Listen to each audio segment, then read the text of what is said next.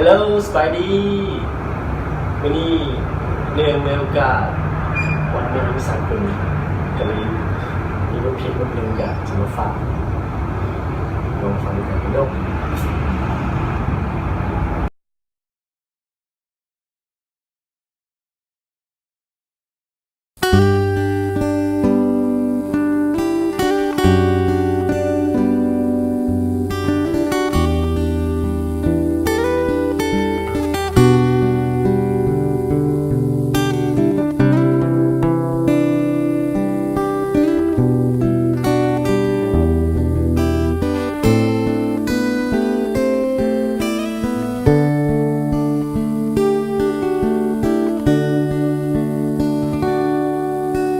ในโลกใบนี้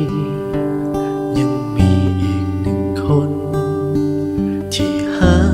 และดูแลเฮาทุกวันในยามที่เมื่อยล้าในยามที่หมดหวังเขายังยืนเคียงข้างเสมอคอยห่วงใยและเป็นกำลังใจเสียน้ำตาห้องให้ในวันที่เฮาพังพ่ายสร้างความหวังให้เฮามีกำลังลุกขึ้นยืนสู้ต่อด้วยใจที่เข้มแข็งคนคนนี้ที่เขาเอิ้นกันว่าแม่เป็นคนที่คอยดูแล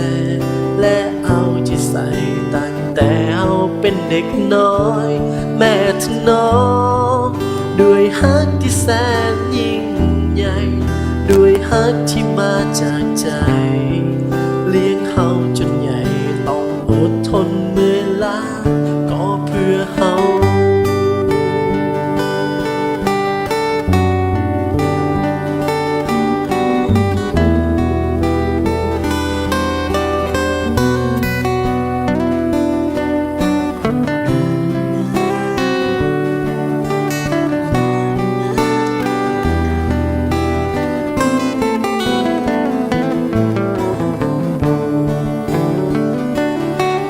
ห่วงใยและเป็นกำลังใจเสียน้ำตาห้องให้ในวันที่เฮาพังพ่ายสร้างความหวังให้เฮามีกำลังลุกขึ้นยืนสู้ต่อด้วยใจที่เข้มแข็งคนคนนี้ที่เขาเอิ้นกันว่าแม่เป็นคนที่คอยดูแลและเอาใจใส่ตั้งแต่เฮาเป็นเด็กน้อยแม่ถึงน้องด้วยฮักที่แสนยิ่งใหญ่ด้วยฮักที่มาจากใจเลี้ยงเฮาจนใหญ่ต้องอดทนเมื่อยล้าคนคนนี้ที่เขาเอิ้นกันว่าแม่เป็นคนที่คอยดูแลและเอาใจใส่ตั้งแต่เฮาเป็นเด็กน้อยแม่ที่น้อง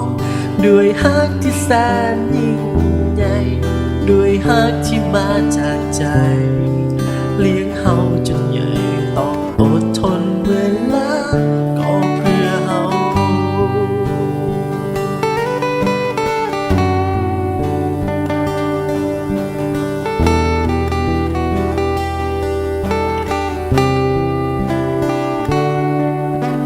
และในวันนี้ขอพรจากฟ้าโปรดเทลงมาสู่แม่ของลูกให้พบความสุขสันต์สิ่งบ่ดีให้ห่างหายมีสุขภาพที่ดีและสมบูรณ์